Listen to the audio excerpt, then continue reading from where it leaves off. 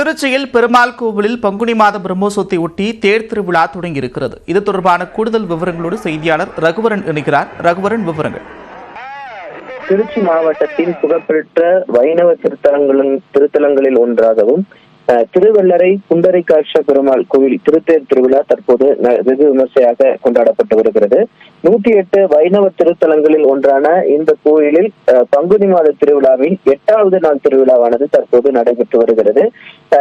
பெருமாள் தாயாருடன் தற்போது இந்த வீதி உலா 4 மாத வீதிகளிலும் தற்போது இந்த தேரோட்டம் 12:30 மணிக்கு தொடங்கி தற்போது வெகு விமர்சையாக கொண்டாடப்பட்டு வருகிறது.